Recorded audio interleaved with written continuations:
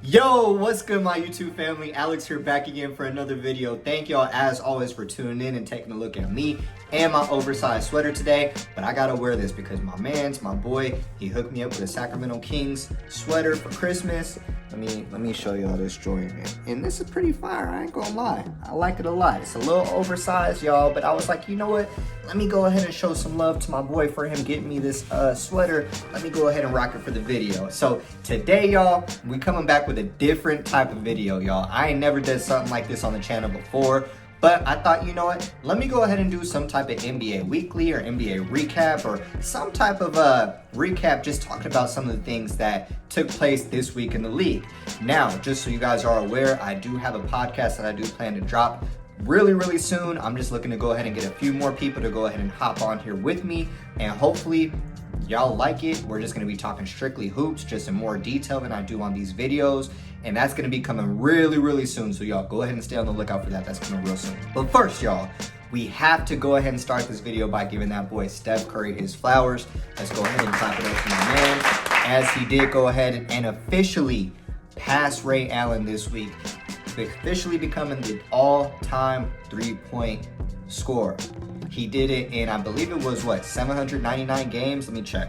789 games, I'm sorry. And Ray Allen did it in 1,300. So he passed Ray Allen in 511 games less. And I was having a debate with somebody the other day, speaking on just if the NBA changing and becoming such a three-point shooting league has helped or hurt the NBA. And I was under the impression, my argument was that this has helped the NBA because as a league or just as a game in general, you should be looking to go ahead and make improvements or see changes taking place in the league. You shouldn't want the game to go ahead and still be played the exact same. And other people were making the arguments that, you know, the three-point shooting is hurting the league. It's hurting the young people up and coming trying to make a name for themselves because they're all stuck shooting threes and they're not practicing the fundamentals. While yes, obviously you do need to practice the fundamentals, at the end of the day though, in the NBA, you're not going to be in the NBA if you can't already do those things. But the fact that we're now at a point where we can see 7-footers hit the three on a consistent basis, we're seeing your power forwards and your 7-footers step out. We're seeing guys like Steph Curry, Damian Lillard, Trae Young pull from 30. Like, people weren't doing that 15, 20 years ago. So I appreciate the fact that this is something that's changed. I appreciate what Steph Curry has done for the league. I'm very excited to see how the league continues to grow as we see the new generation of guys come up. And I'm interested to see how long this record does last, because it may last for a while since Steph is still probably going to be putting in work for the next 3 or 4 years. Or with how these guys are shooting, we might have guys consistently averaging 10, 11, 12 threes. I mean, a guy that thinks to my head is Buddy Hield on the Sacramento Kings. He's one of the guys, I think he's made the most threes in the first 6 years of his career or something like that. And people don't even think of Buddy Hield like that. But it's changing the game. Shout out to Steph Curry.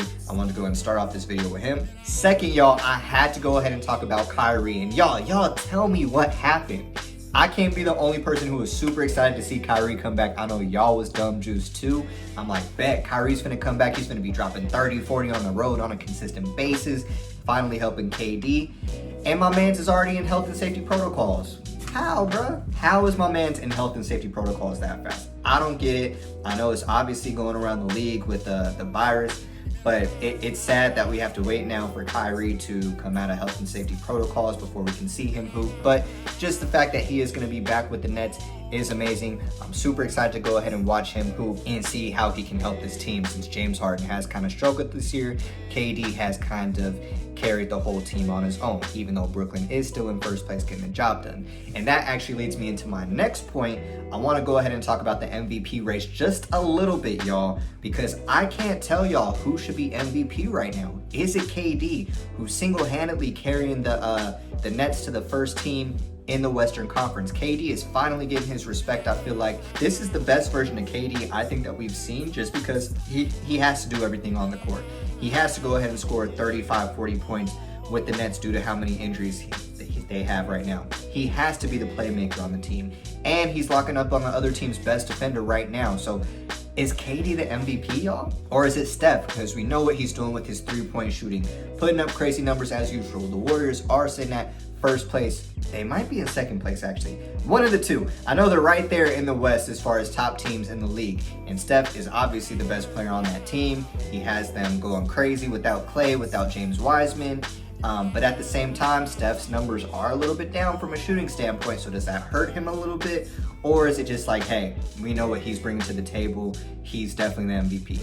I don't know, y'all. And then you'll have to throw in guys like Jokic, who's carrying the Denver Nuggets right now, doing everything for them.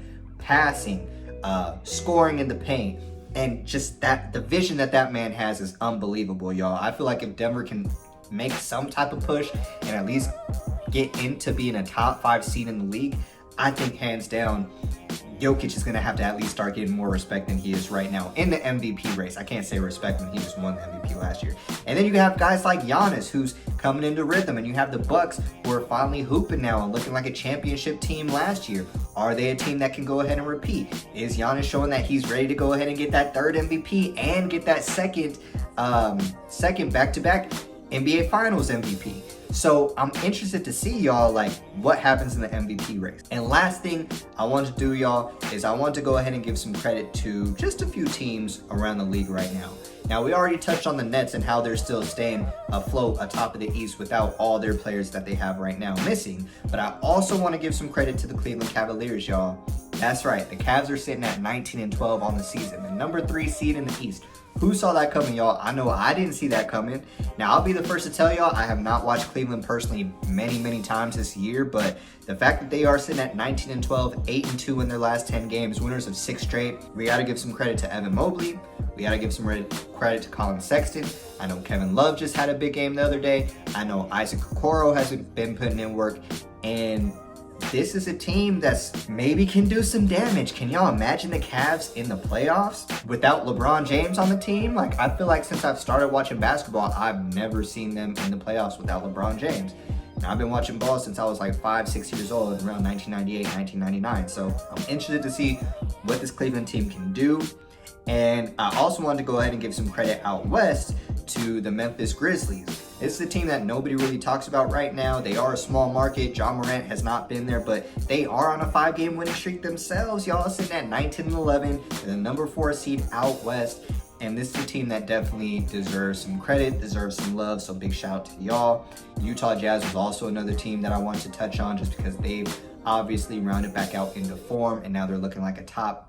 Obviously, they're not literally a top seed in the league, but they are forming out into one of the more better teams. Lastly, I want to give some credit to the Rockets. I know they're not as hot as they were now, just the fact that they are 10-20 and not the worst team in the league anymore. I feel like they deserve some credit. To the teams that are disappointing, I don't really want to harp on the negativity too much, but I feel like the Lakers, we have to go ahead and touch on them. You know, AD did go ahead and get hurt again, and now I believe he's going to be out for the next 4 to 6 weeks.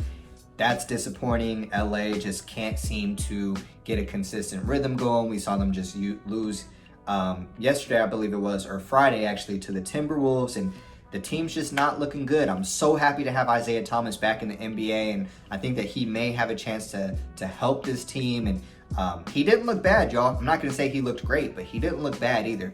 But overall, you can tell like this team's just missing that identity. They're missing that chemistry, and it's just not flowing the way, it's not giving what it needs to give, y'all. Let's just call it what it is. LA just is not hooping at the level they need to be hooping at. And that's pretty much it. I don't really want to harp on too many of these other teams because a lot of teams are still bunched up together right now.